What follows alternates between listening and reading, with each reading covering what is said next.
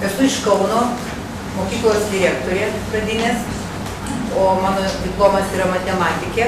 Ir taip likimas susiklostė, kad nuo 91 metų vadovauju Kauno Paparčio pradiniai mokyklai. Šitame lyderių laike, jų projektuose esu jau 3 kartą. Trumpai apie lyderių laiką, kaip matot, antrojo etapo paskutinis yra antrasis etapas, paskutiniai metai kaitos ir paramos švietimo lyderiams projektas. Mes kaip lektoriais įsivaizduojam, kad štai jums šitiems lyderiams kaži kokią paramą suteiksim, pažiūrėti tuos pačius dalykus kitų žvilgsnių. Gal bibliotekininkams mano pranešime, tai yra šitoj knygoj, ne tiek daug iš pirmo žvilgsnio, bet realiai labai daug kalbama apie skaitymą, plačiaja prasme, apie rašymą, apie klausimą ir kalbėjimą. Vadinasi, tik žmonija pasižymi šitomis savybėmis. Niekas daugiau žemėje skaityti, rašyti, kalbėti ir klausytis nemoka kaip mes. Taigi, aš išrinkau keletą jūsų supažindinimui, bet gal jau skaitėt ir žinot, apie tuos tikslus. Iš esmės, dar 11 metais Švietimo aprūpinimo centras, ministerija ir kitos respublikinės įstaigos, ir mes patys turbūt žinom, kad mokyklų bendruomenių savarankiškumas arba pedagogų savarankiškumas mums neatrodo visiems pakankamas. Tiesiog varžomės galbūt tobulinti savo pasiektus rezultatus, nors prašoma iš mokyklų ir įstaigų ir bibliotekų savitumo projektų. Taip, ne visada pasiseka europinius projektus laimint, gal Panevėžio rajonui labiau negu Kauno miestui. Irgi konsultuoti dėl mokymo ir mokymosi veiksmingumo didinimo. Man atrodo, kad knygos šitos pristatymas iš tikro tam veiksmingumui su jūsų iniciatyva pridėta padės padidėti. Iš tikrųjų, knygų idėjos. Gal ne visi gausit tų knygų, graudu, bet neatvežėt, ar ne? Centre dar nėra tų knygų, ir mano, ir kolegės, ir dar visų kitų. Tai bandom mes tiesiog pasiūlyti jum kokią vieną kitą idėją įsidėmėti. Taigi, Beth Critchley, moteris, labai žavi Charlton, parašė apie neformalųjį vertinimą. Knyga, kaip matot, ganėtinai nejauna, 2009 metų. 4 metai prabėgo ir tik dabar auditorijoje turim teisę, galimybę su ją susipažinti. Knygos išleista taipogi labai nedaug, tik 1200 egzempliorių per Lietuvą. Aš tai labai, kaip direktorė, nuliūdau, kad tik šiemet gavau tą knygą, arba laimėjau konkursą pristatinėti tą knygą, todėl, kad mūsų mokykloje 2012 metų sausio mėnesį buvo išorės auditas, Nacionalinė mokyklų vertinimo agentūra. Ar yra auditorijoje vadovų, kurių mokyklose jau buvo? Kilstelėkit ranką. Yra. Taip, reiškia, jau žinot tą įtampos savaitę ir kalbėjimą, kada nelabai vieni kitus suprantame. Taigi, ką daryti, kad pamoka pasisektų? Mes labai ruošiamės. Aš pati lankiau visų pedagogų pamokas po 1, po 2 ir mačiau, kad ko gero, ne kiekviena pamoka pasiseks ir atvažiavus lyderiams iš Nacionalinio mokyklos vertinimo agentūros. Viską darė mokytojus. Mes lektorius samdėm, domėjomės, mokėmės naujovėmis ir iniciatyvomis, bet ne taip paprasta praktiškai gyventi. Taigi, formuojamasis skaitymas atrodo nesudėtinga. Vėlgi apie mokytojus, apie suvokimą,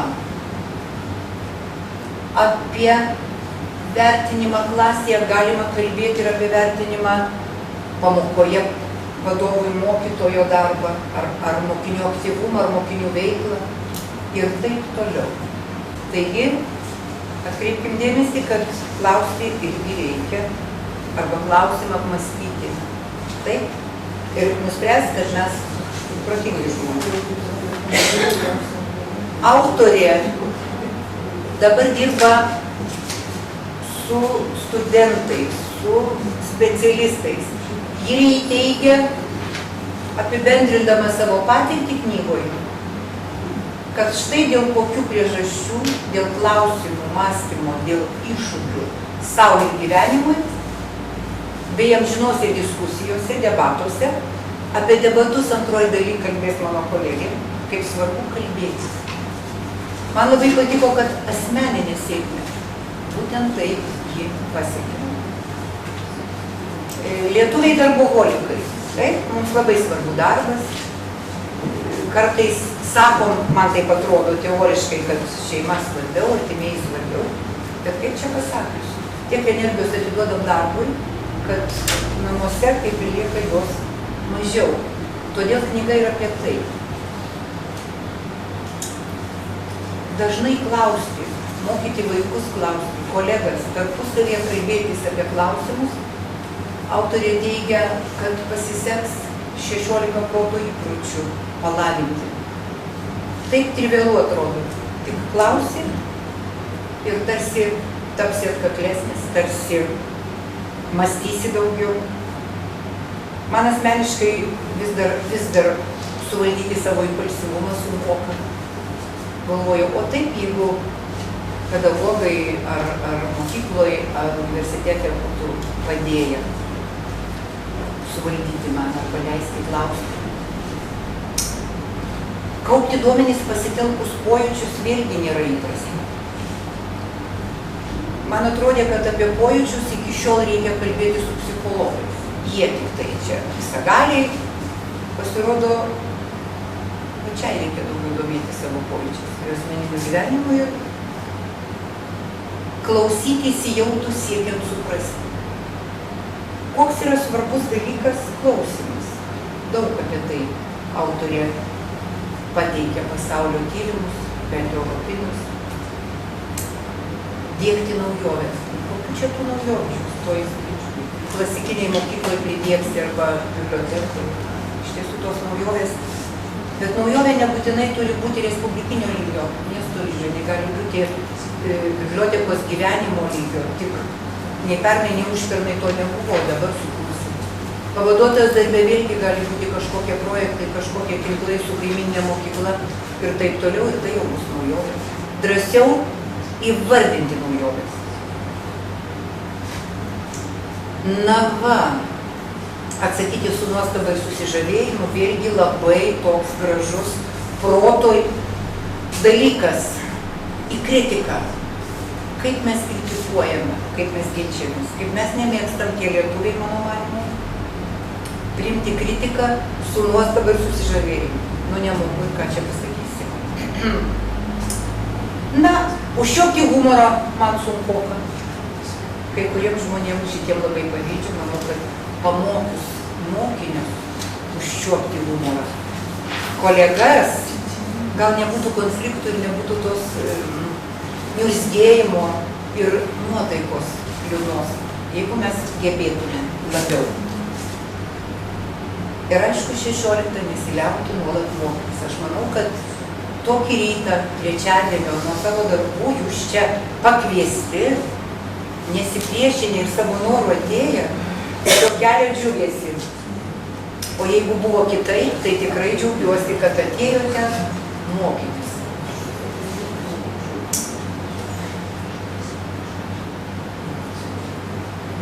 Mokymo ir mokymosi dermės pamatas tinkamai suformuluoti klausimą. Tikriausiai. Pažiūrėkit, kiek mokytojui sudėtingų klausimų. Kaip išmokyti mokinius gerai klausyti? Kaip perprasti? Kaip numatyti mokymo kryptį tuose tarsi akademiškose programose? Kaip mokinius įtraukti į mokymosi procesą? O jau planuoti tai jau labai nemėgstame. Man labai patiko, kad mokiniai stabtelėtų ir pamąstytų. Ar skaitytojai, ar pavaduotojai labai rūpi, kad mokytojai stabtelėtų. kaip mes norim viską greitai, čia ir dabar atlikti ir tarsi laikmetis toks, tarsi tempas toks, tarsi informacijos šaltinių labai daug, kaip nenorime stabtelėti. Po šitos knygos aš suvokiau, kai ką, ko nebuvau suvokus. Gerai atlikta užduotis mokinių, mokytos įvertinimai, kur dažna mokytoja sakė šaunuoliai, visi buvo šaunuoliai atlikę keletą pratybų užduočių. Nors mokytojai žinojo, kad reikia vertinti ne asmenį, o atliktą veiklą. Vis tiek buvom klasiai, buvo šaunuoliai. Skaitė vėlgi įvairiai, pradinė mokykla, ne visi antrokai gerai skaitė. Aš pirmą kartą radau įvardintą kąsnelį. Nesu aš pradinių klasių specialistė, nežinau, bet man labai gražu buvo, kad sudėtingi žodžiai autorės pateikti štai tokiu metodu, mokant individualiai vaiką. Išmokai kasniuoti ir jis lengviau skaito.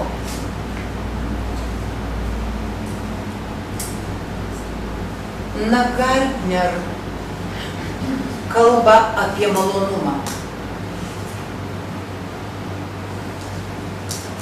Malonumas, kai žinai, ką reikėtų daryti.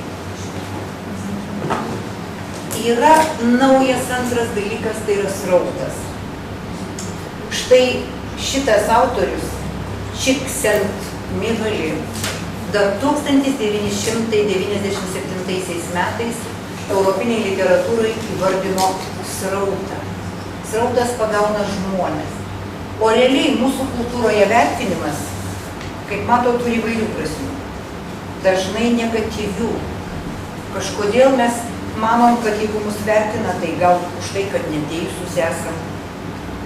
Tarsi susikertam. Galbūt ne ten judam. Ir dažnai vaikai, tėvai ir mes patys manom, jeigu jau mus vertins, tai aišku, užfiksuos viską, ką mes ne taip gerai darom, ką mes ne taip mokame. Iš tikro vertinimas, kaip matot, kartu su lotynišku žodžiu reiškia sėdėti šalia, būti kartu, padėti. Ir toj knygoje vertinimą apverčia aukštyn kojom. Apskritai kalbant apie žmogų reiškinį dieną, autorė rekomenduoja, o jūs ir patys žinote, vokiečiai, Austrai ar kitos tautos, kažkai dirba mažiau negu mes, bet kažkodėl jie gyvena geriau. Ir savižudybių ten tiek daug nėra, ir vyrai bei vaikai nesižudo, o mūsų tam mažam gražam krašte, todėl kad mes nuo sovietų laikų gal dar anksčiau stebime, kas blogai ir kas yra kurioje vietoj silpnas, tarsi prieš pastatydami save.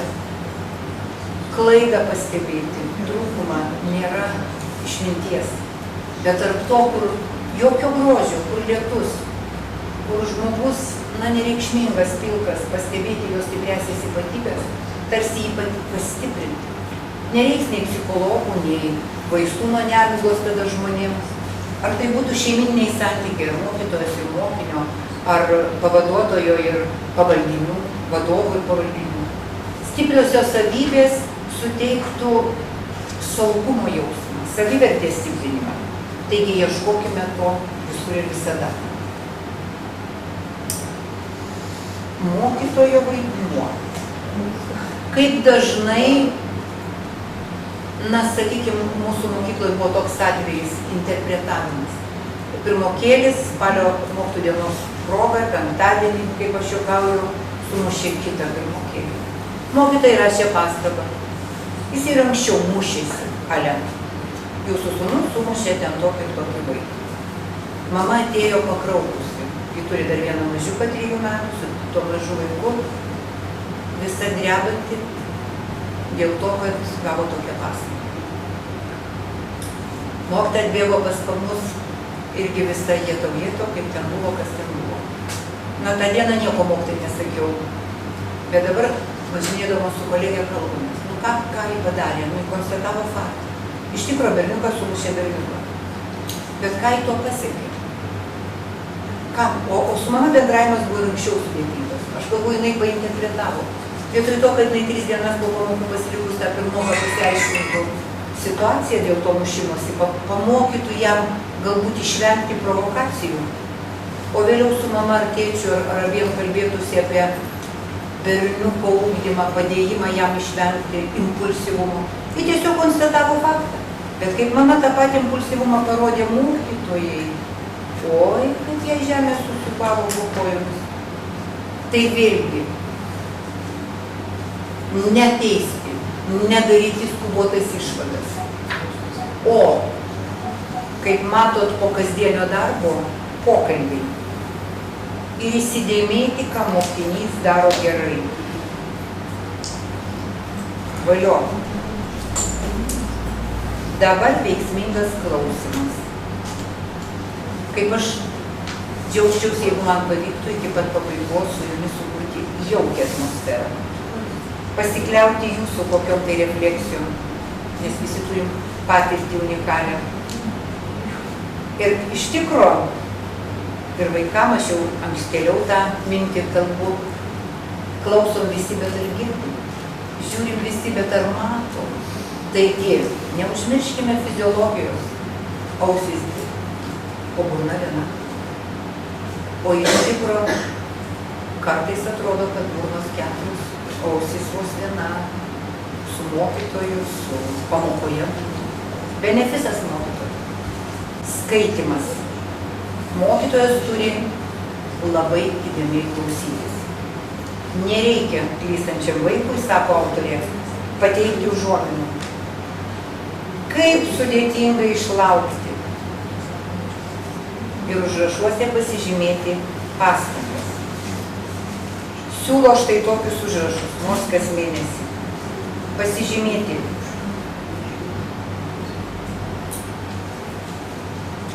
Gal vaikas prašo pagalbos. Gal apskritai per tą mėnesį kažką sklandžiai perskaitė. Pasižymėti būtinai rašymą. Gal jis plepus. Gal visada tik parašęs laukia pastiprinimo, kad mokytojas prieitų. Ir kaip minėjau, trečias dalykas – kalbėjimas, klausimasis. Graži pastaba nenuleidžia nuo kalbančių. Reiškia, galbūt įdėmiai klausosi. Dabar kaip tai vertinti? Labai gražus apibrėžimas. Prasmės kūrimo ir problemų sprendimo veikla. Kiek mes tų knygų patys esame perskaičię, vieni daugiau, kiti mažiau. Ir jeigu iš tos knygos kiekvienos, kurią perskaitėm, susikūrėm kokią tai prasmę, kažką pasimokom, kažką aptariam su savo bičiuliais, tarsi mėgstame, tarsi įprasminam tai, ką žmogus sukūrė. Ir nejučiom knygos veikėjų epizodai padeda mums spręsti kitas gyvenimiškas problemas. Vertinti vadinasi stebėti, o ne mokyti. Kaip bibliotekininkams ar mokytojams skaitymą aprašyti mokyti. Viskas nuo komunikacijos, nuo pokalbio. Toliau yra, kaip matot, du metodai. Dar vienas yra. Taisyklingai, sklandžiai skaito. Ir va, kai dar yra labai paprasti žymenys, pasižymėti apie skaitimą. Toliau pamokyti mokinį metodų. Pamokyti, kad suvokimas yra iš tiesų labai sudėtingas. Ir tada tai, ką išmokysimės ir gyvenime, naudosis kituose aspektuose, gyvenimiškose situacijose tuo suvokimu. Taisyklingumą turim žinoti, sklandumą. Lygiai yra 4, jeigu konkrečiai parašyta, gal jūs ir žinot, bei savarankiško skaitimo lygis. Literatūra, gera literatūra, klasika, iš tikro mažiau žmonių, kurie ją skaitytų, būtų tokie, kaip pastaruoju metu Lietuvoje šitie jauni žmonės teisti, kurie nužudė, kurie šitiek bjaurasties Lietuvoje pridarė. Kokybinė. Kaip dažnai skaityti tie žmonės nemėgo. Šeima jų neprivertė arba neišmokino. Pedagogai darė, ką galėjo, vėlgi. Ir mes nusprendžiam, kad kaip tie genai, toks gimė, ir ką jau čia padarysi. Na, kaip matot, tie santykiai vėlgi parodo. Tada yra išmokimo stebėjimas. Tu žinai, kad klasiai mažų procentų skaito tam tikrą grupę žmonių. Ir nebūtina rinkti tą patį tekstą iš vadovėlio, kuris yra pateikiamas. Gali parinkti kitas knygelės, kitus tekstus, bet kad žmogus patirtų sėkmę, kad jis darytų tiek klaidų, kad įtilptų į taip vadinamą minimumą. Beveik iki tos vietos aš maniau, kad ta knyga daugiau skirta kalbininkui. Skaitimas, sklandumas, klaidos, pasitaisimai. Na ir galvoju, matematikai išsitraukiau knygą kalbininką. Nu, ką darysi, valą kritės aukas nekelsi. Bet vėliau, nuo vidurio knygos susivokiau, kad tai turėtų būti aktualu kiekvieno dalyko pedagogui arba apskritai tėvo ir mamai, kuris domisi savo vaikų intelektualiu ir emociniu vystymu. Sako, dabar tiek intelektas loginis, tiek emocinis labai svarbus. Aš pasinaudosiu pertraukėlę ir paprašysiu sudėti šitai pirštus. Pakelkit rankas, kieno dešinys nykštys ant viršaus. Pabandykit kiti pasudėti, kad kairys būtų. Pažiūrėkit, kaip mums netinka. Va, taigi sako, kad jeigu dešinys ant viršaus, tai dešinys pusrutulis mūsų labiau išvystytas. Dešinių nykščių. Tai reiškia, kad mums dominuoja emocijos, jausmai. Mums labiau reikia vystyti kairįjį.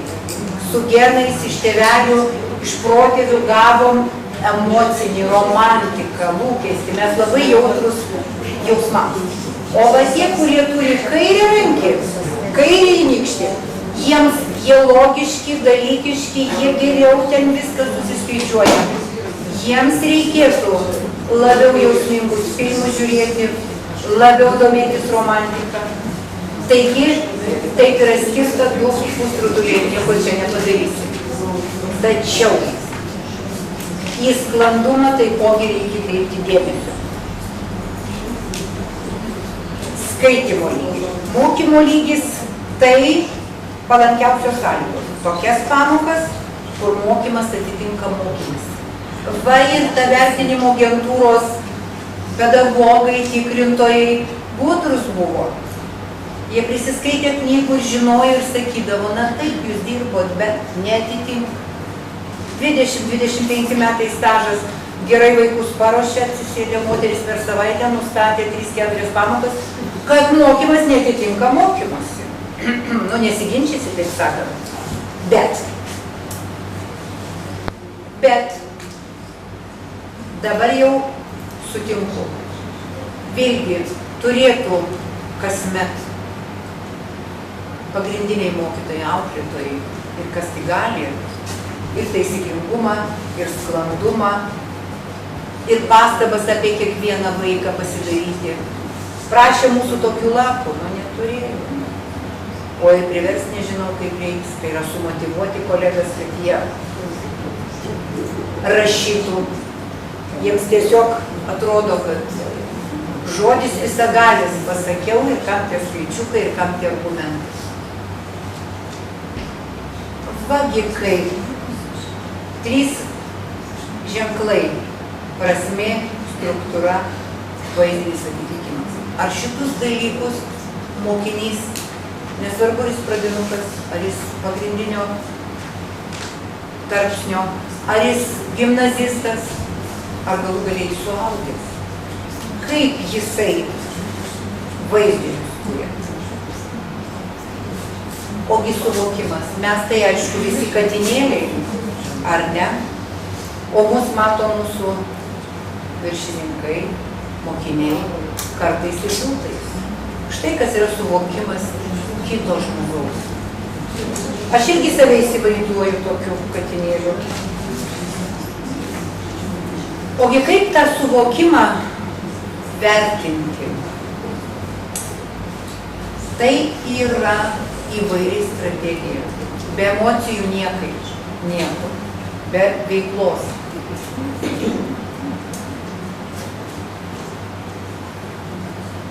Autorė nuo pusė knygos, perskaičiau pusė knygos, paskaičiau išvadas. Galvoju, neskaitysiu galo, nes ten, bet po to turėjau perskaityti susivokusi, kad jeigu matematikos uždavinių tekstų neperskaito, nebus išsprendimų ir istorijos nemokės apibendrinimų daryti. Taigi turime skirti suvokimą. Suvokimo nesuprasime vien tik kai raštu atsakinės, nesuprasime kai žodžiu atsakinės. Klausymosi savo ypatinguosius klausimo įgūdžius pasitelkę, turėtume įsiklausyti, ką mokinys, kaip skaito. Be išankstinio nusiteikimo, ką norime išgirsti. Na, va, pavyzdžiui, trumpoji forma. Pauzė, paskaityk, pats nuspręsk apie ištrauką. Spėliok iš pavadinimo, iš kelių žodžių, kaip aš sakau, vertikaliai permetęs, apie ką tekstas bus, ką jau žinai apie tą temą ar laikotarpį. Pagrindinę mintį paskaitęs, iliustruok keliomis teksto vietomis, ką prieš tai žinojai ir žodžiai ir žodyno gausinimas. Ir būtinai išvadų darymas. Būtinai. Pabaiga be abejo, klausimai ir vaizdiniai. Ir visų mokytojas pateikęs tos klausimus, būtų gerai, kad turėtų komentarus. Na, va, sunkiausias žodis kasdien. Labai sunku. Tačiau nieko nebus. Jeigu tu dirbi su tom klasėm, tėvų klasių komplektų ten koks 8, vis tiek turėtų rašytis, pasirodo, komentarus. Jeigu nuoširdžiai tiki savo misiją ir nori pasiekti. Turi išmokyti klausytis, turi įtikinti žmogų, kad klausti nėra gėda, stebėti į vaiko reakcijas, į taip vadinamą jausmų pasaulį. Bendravimo įgūdžiai, kolegos, kurių pagrindas yra veiksmingas klausimas. Nu dėja, pagrindas mūsų yra kalbėjimas, plepėjimas, o ne klausimas. Kur mes bebūnam? Ar partnerio, ar sutuoktinio, ar nuo savų vaikų. Ateina pirmokų tėvai atneša dokumentus gegužę, balandį 1 klasę. Na, tai dabar 2 rūšių vaikai. Visi yra labai jautrus ir labai gabūs. Auklėtoja sakė, grupiai pats pačiausias. Aš atsikvėpiu ir sakau, atgaila, bet mokykla per 4 metus tos gabumus kultai išbarsto, suniokoja, nes 4 klasė iš 60-74, nu 2-3-4 gabūs. Aš nežinau. Ir su to jautrumu nepastebėti. Tai va, vėlgi klausiu, na, kaip čia jis jautrus? 3-4 kartus vakare mama kelia balsą, tėtis neina praustis ir dantų valyti. Su vienu vaiku. Aš klausiu, ar pasikviečia, ar nueina ten, kur žaidžia, ar akių aukštyje, abiejų akis viename aukštyje atlitų, bet ir sakot, nelasis, va, laikrodis rodo, jau tau į vonę laikas. Praustis. Ne, iš virtuvės 3 kart sakau. Jis sako, gerai, vėl neina. Ir taip, ir čia jautrus vaikas. O klasiai tokių gauni, kurie klausyt neišmokė, nors ausis galėtų būti tokios. Ir kaip tada išmokyti išgirsti? Nagi taigi ta veiksminga pamoka. Pasakom temą kartais ir daugiau nieko. O turėtume, pagal išorės auditorių jau žinot, pasikeitė pamokos dalis. Pradžia pamokos iki 10 minučių. O pabaiga 15-20 reikia skirti. Ten, kur apibendrinimas, įsivertinimas ir įvertinimas. O vidury mokinių veikla. Kada taip susiplanuoji, o dar uždavinį paaiškinti, o dar veiksmų planą pasakyti, toliau paraginti įsitraukti. Ir kada tau stebėti, tu blogai jautiesi nieko neveikdamas, tai yra stebėdamas. Tau atrodo, kad vertintojai tai pasakys yra blogai.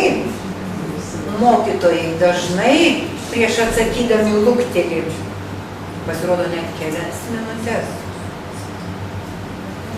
Kaip paklausti, kad gautum atsakymą, kad galėtum parodyti auditorijai, klasiai, tikrintojui, kad mokinys daro gerai. Dažnai tie patys vaikai kalba. Kaip sudėtinga mūsų laikmetį neakcentuoti klaidų. Žurnalistai, Seimas, konservatoriai tokias klaidas darė, socialdemokratai tokias, darbo partija, visi tik klaidų paieškom užsiima. Dalyvauti edukacinių knygų pristatymuose lyderių laikė, gal žurnalistikoje kitus aspektus išmokytų, kaip patogius straipsnius arba intriguojančius parašyti, arba laidas paruošti, be klaidų akcentavimo. Gal pasaulis būtų gražesnis? Jungtinėse Amerikos valstijose,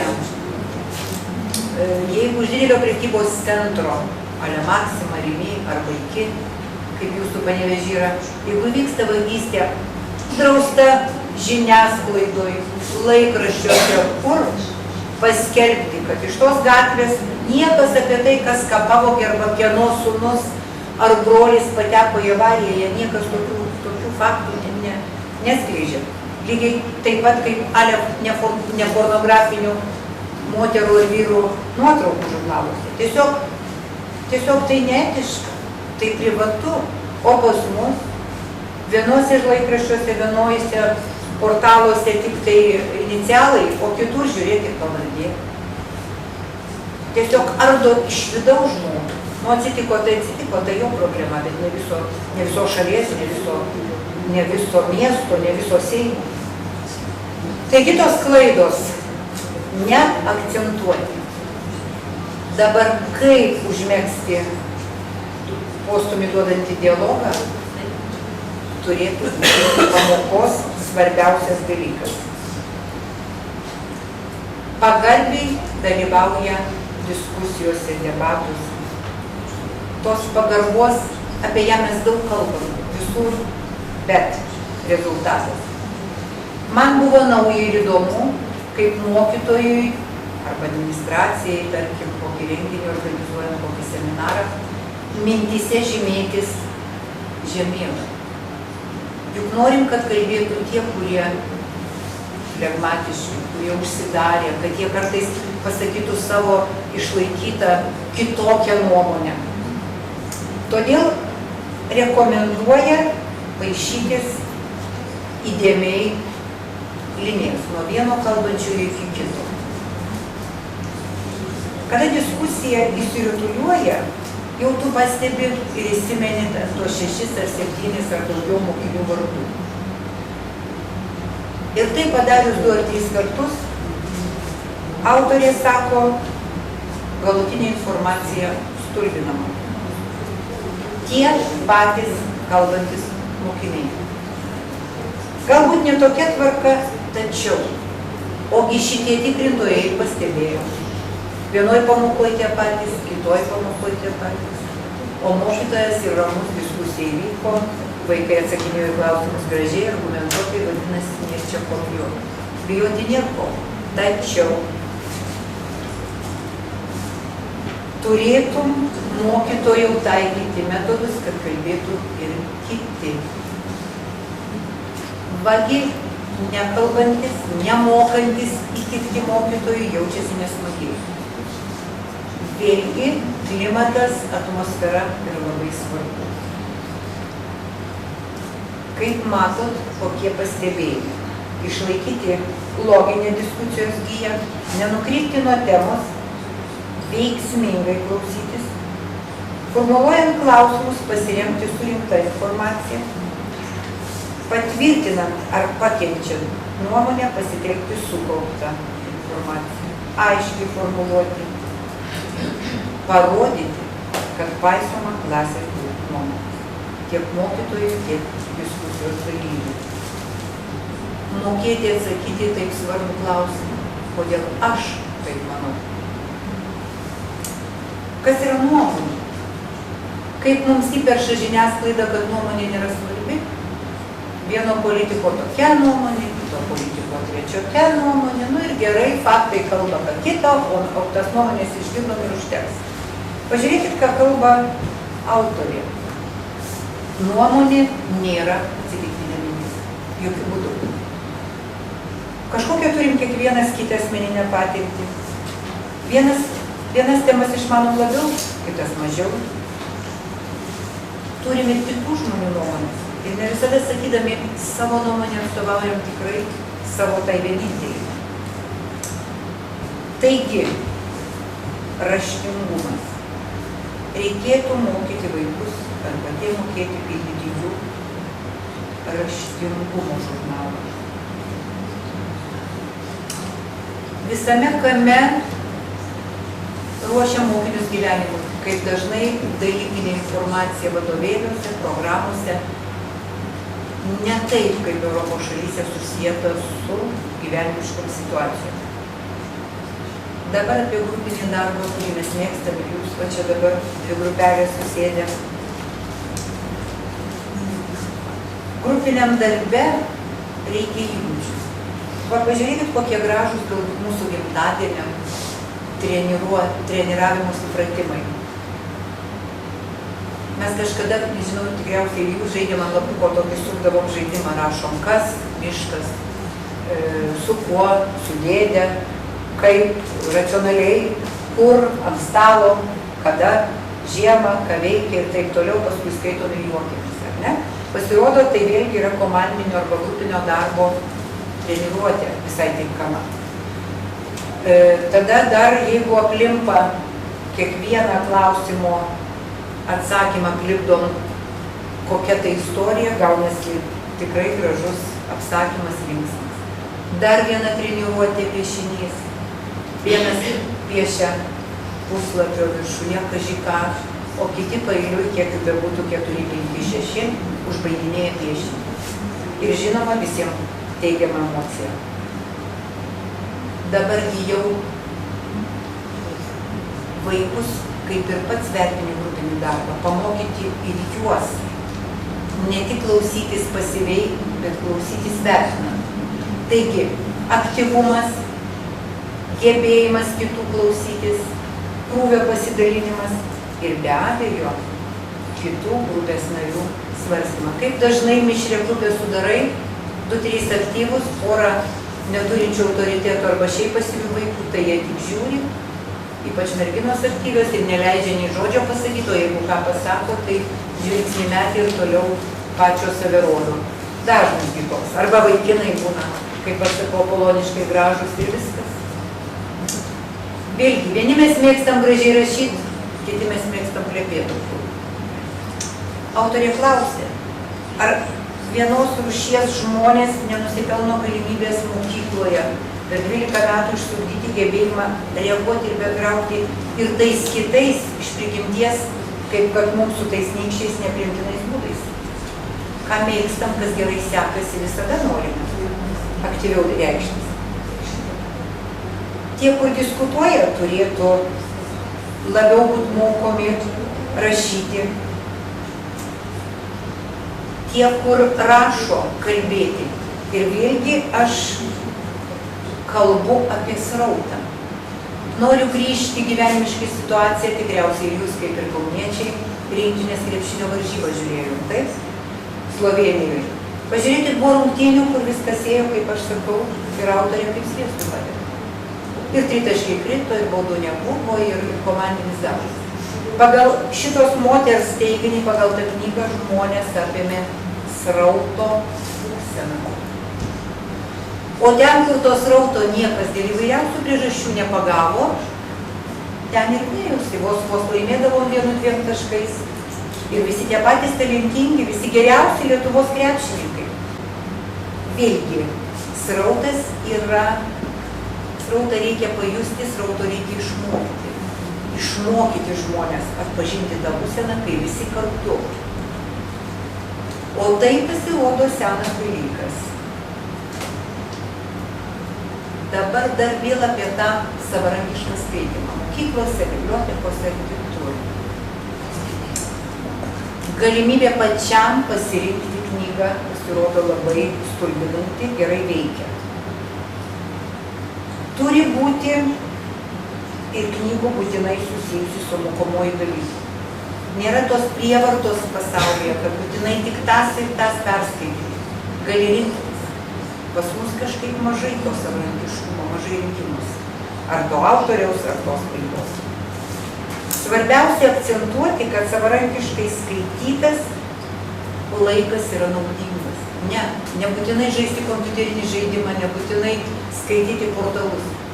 Suvokti, kad skaitimas yra naudingas.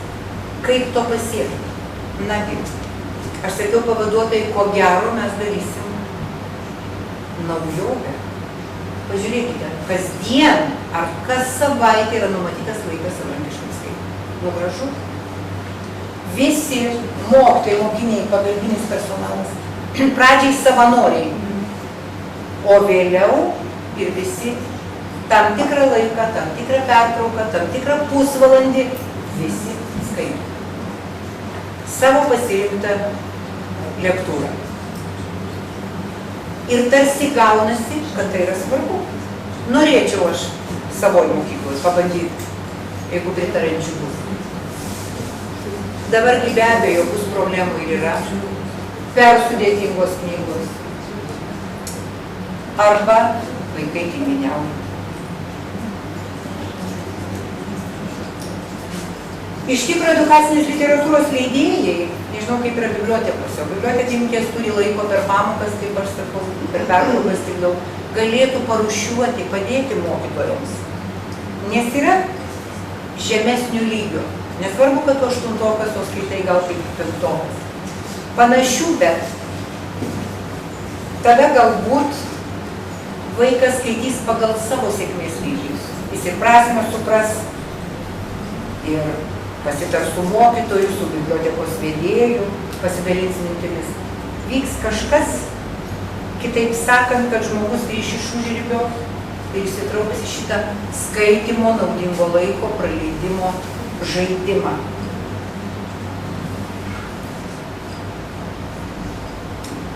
Vertinimo laikas turi būti malonus. Ir mokytojui, ir mokiniui. Vėlgi, kada vertiname mokinio priedermė, kaip matot, skaityti, aptarti ir visur parodyti, kad gerbi kitus. Mokytojo priedermė yra skaitymo prašymai ir svarbiausia antrasis teiginys - kiekvienam pasakyti, ką jis daro gerai. Vakar diskutavom su Garliavos mokytojom, sako, ką man rašyti tą modienyną elektroninį, patarkite. Ten yra kokia skiltis, atrodo, dar reikia pasimokyti, taip? Vadinasi, reikia rašyti, ką pasimokyti. O kam? O kam tai rašyti? Ką vaikai tokie nenuovokus? Ar tai reikia tą rašyti? Tu rašy, ką jis jau daro gerai. Vieną kartą, kitą kartą, per savaitę, per kelias pamokas. Bet tas norėjimas, lietuviškas norėjimas, nebūtina. Kiekvienam mokiniui pasakyti ar parašyti, ką jis daro gerai. Ar iš skaitimo, ar iš matematikos dalykų, ar iš ko kito. Ar istorijos. Rašykit, ką dar reikėtų jam išmėginti.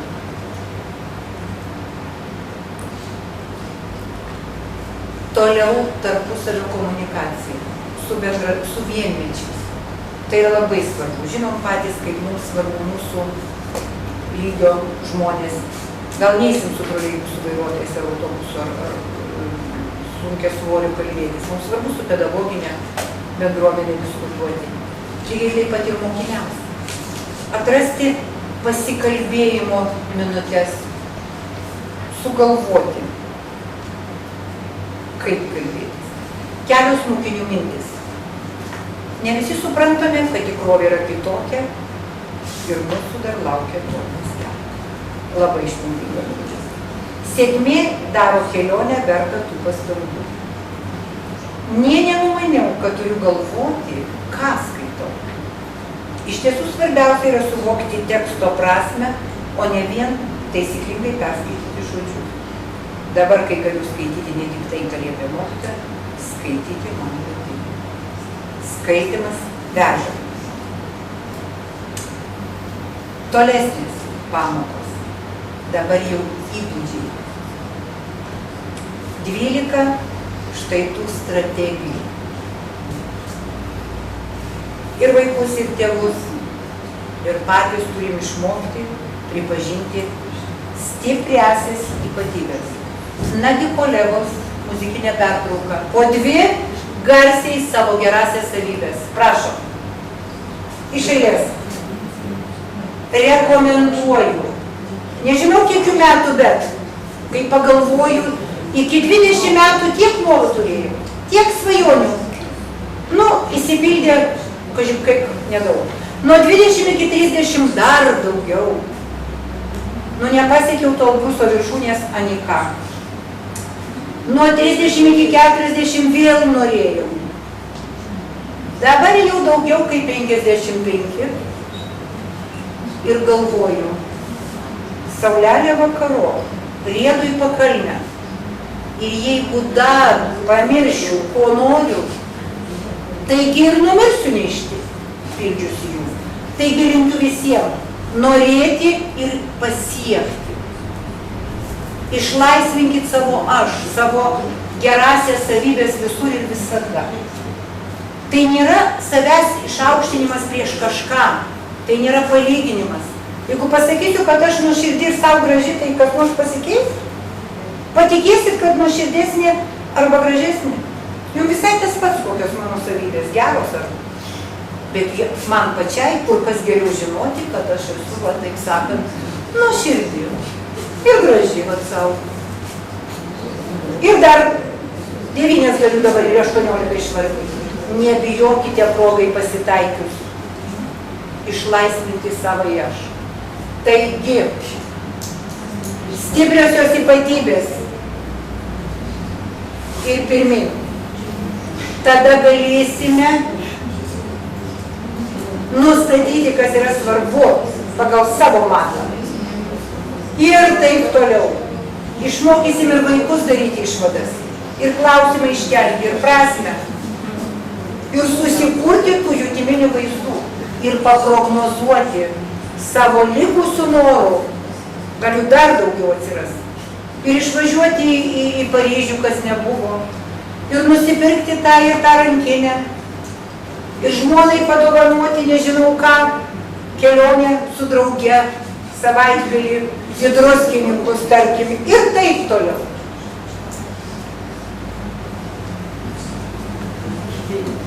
Paskutinė pamoka visada trunka ilgiausiai. Dabar kitos pamokos vėl grįžtų į žemę, arba per daug, arba per mažai sudėtingų. Klasiai disciplina svyruoja, arba triukšminga klasė, arba drausmės klausimas. Mokytojas sako, tėvai tokie, man tokie klasiai teko, tarampam, visi kalti, aplinka kalta, aš nekalta. Taip? O realiai ne tas sudėtingumo lygis parinktas. Turėtų mokytojas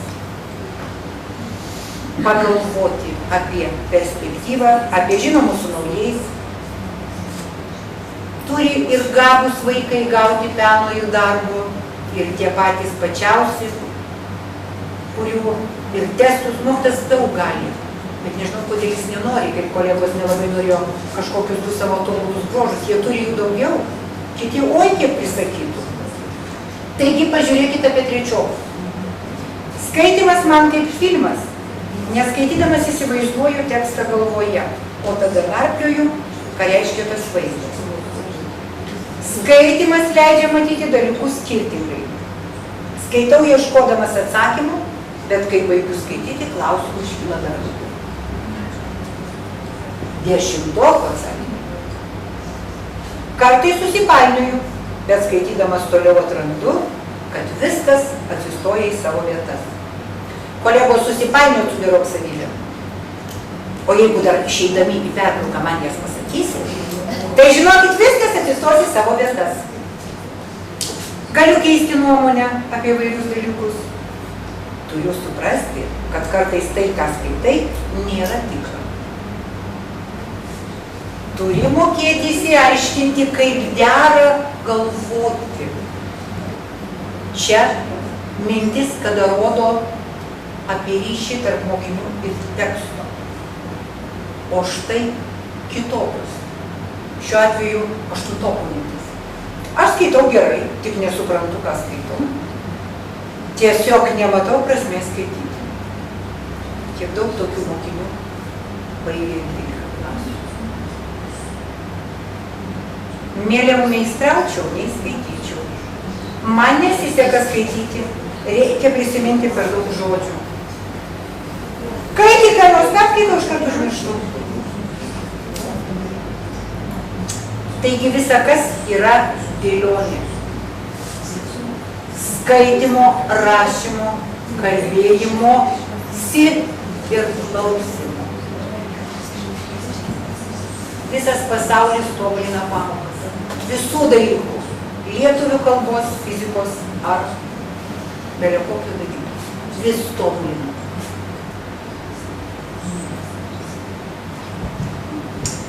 Taigi, gerbiami bibliotekų vedėjai, šūkių, veiklos, išradingumo ir nuo jūsų pastabų, ir nuo mūsų visų palinkėjimas. Padėkime prieinamesnę literatūrą padaryti. Negražiau išpuoselėtoj bibliotekoje, bet kiekvienoj klasėje. Žmogus turi rinktis. Gal bus mažiau per pertrauką patyčių, gal mažiau išeis parūkyti už mokyklos kampo, gal tualete nenusirašinės tiek daug, gal kitaip išsisuks. Gal tai bus reguliarios skaitimo valandos 9-okam, 12-okam vieną mėnesį. Per tą ir tą pertrauką bibliotekoje skaito tik tie vaikai. Ir panašiai. Reguliarumas kaip ritualai. Kodėl mums taip smagu Kalėdos, Velykos, kapų tvarkymas, žvakelių deginimas per lapkričio šventes? Tai yra ritualai. Tai nebuvo prieškarį, ne viskas tai buvo. O tie ritualai mums daro saugiais, tarsi žinančiais, tarsi pateptaisiais, kitokiais jausmais prieš kitas tautas. Ir vaikams turi būti ritualų. Kaip ir visur. Aktyviai dalyvaujam diskusijose, kalbam su savim, kalbam su kitais, lygiai kaip vaikai. Bet po kurio tai laiko grįžtam prie savo senų įpročių. Pertraukti, dūsavimais palydėti komentarus, atsakyti klausimus, nepaisydami pašnekovo jausmų. Taip daro mūsų vaikai, beje, taip elgiamės ir mes patys. O kad to būtų mažiau, reikia parodyti. Pamenat, kaip mūsų tėvai arba ir ta pati Amerika pirtyje prieškai, kaip klestėjo saviveikla. Dar ir dabar kiek daug žmonių lipa į sceną rodyti šios, arba juokis yra ten tos intermedijos. Vaizdeliai, įsijautimas veikia labiau negu tie mūsų žodžiai. Būk pagarbus, būk protingas, būk malonus. Autorė grįžta prie to, kas tarsi lietuviams įprasta. Mokytojai turi kruopščiai ir nuoširdžiai mokiniams pademonstruoti. Klausymosi. Reikėtų perdėtai suvaidinti intermediją su vaikais, nesvarbu kokio amžiaus galų galiai su tėvam. Mes esam vedę mokytojų tarybos posėdžių ir vieni mokytojai buvo tėvai, kiti mokytojai, vaikai, diskutavom kaip vaizdeliais, kaip elgėsi tėvai ir elgėsi mokytojai, kaip kolegos su kolegom.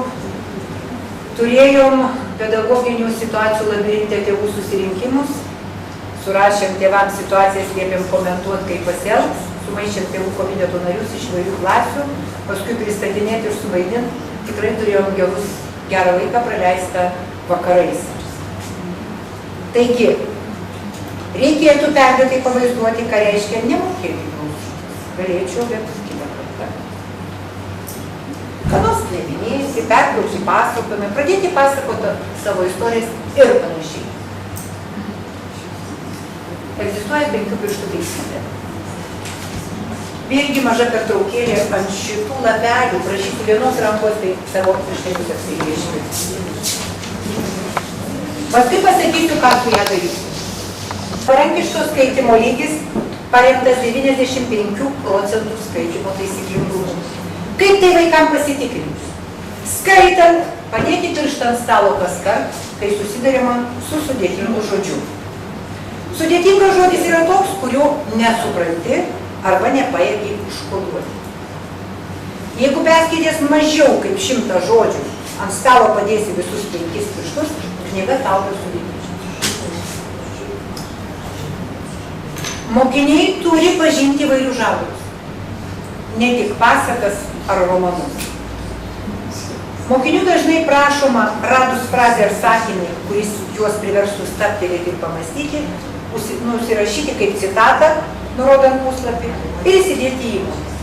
Ir paskui, o kaip aptarti, padiskutuoti, padėti jam iškoduoti frazę. O kaip mes darom?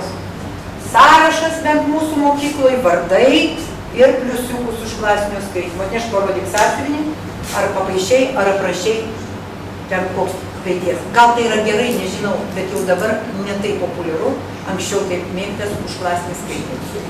Bet frazes ar sakinius, tai jau tikrai galima pamokyti. Toliau komentuoti. Dėl to susidariau vaizdą tokį. Supratau tai nes. Tai naudinga nes. Kitaip sakant, pamokyti, argumentuoti.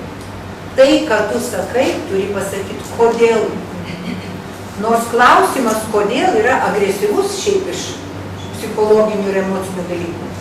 Bet argumentus pasakyti reikia.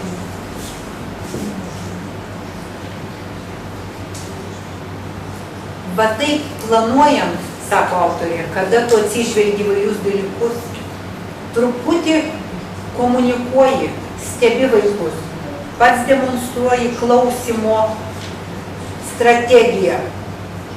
Atsiranda galimybė dažniau visai klasiai arba grupiai panirti į srauto būseną. Išvados. Taigi, 13, 16, 15 metų srauto būsena Europos mokyklose taikoma, praktikuojama. Ir jokių čia psichologų nereikia. Ir krepšinio rinktinėse, ir visur. Realiai atsistatydino Sabonis, atsistatydino Kazlauskas ir panašiai. Ta vadinama jauki būsena rinktiniai nebuvo. Santykių prasme, tarsi jie patys su savim gerai jautėsi, bet tarp trenerių ir dar kažko. O Kazlauskai iki šiol labai gerbiu ir tikriausiai gerbsiu, jis baigęs matematikos Vilniaus universitete fakultetą kaip ir aš, bet edukacinių dalykų, pedagoginių, manau, jam pritrūko, nes ėjo susikaustęs iš kažkurio tai kito čempionato. Atvažiavai į Slovėniją ir gyvenkit visi su tam tikra jaukumo nuojauta, nuotaika. Vadinasi, srautą būtų pakliuvę dažniau. Patiriama tada, kai visi visiškai įsitraukiame. Kokių jausmų kelia sėkmė? Reikia vaikams fiksuoti. Gerai parašiai diktantą, gerai atlikai testą, fizikos, istorijos. Juk kaip spinduliuojam mes, kai mums kas nors pasako komplimentą. Tegu ir visai pijokas troleibuse. Prašom, ponia, praeiti.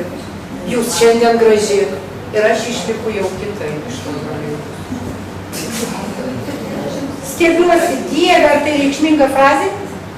Ką tas vyras man ką nors gyvenime reiškia, bet kodėl mano nuotaika kita? Alė sutuoktinis mažai sako. Taigi, ir jums svarbu fiksuoti sėkmė sutaupius, sėkmė išvažiavus, sėkmė administracijos pagirus. Pakelkit rankas, kas rugpjūčio mėnesį arba rugsėjo mėnesį gavo raštų padėkas iš savo vadų. Juokauju. Pareikit ir pasakykit, negausiu 13-14 mokslo metais, išeisiu iš darbo ir įsivesiu 5 kolegas. Įsigas. Ar sunku? Turi būti internetiniai svetainiai pavardės kiekvieną rugpjūtį. Tas. Tai ką jie nežino? Nežino. Siūskite knygų pristatymą. Tai kur tos padėkos? Taigi, kaip tą srautą pateisit, kaip įveiksit mokyklos, bibliotekos, veiklos planus, strateginius, kaip pasieksit, kaip pamokas veiksmingesnės padarysit ir taip toliau.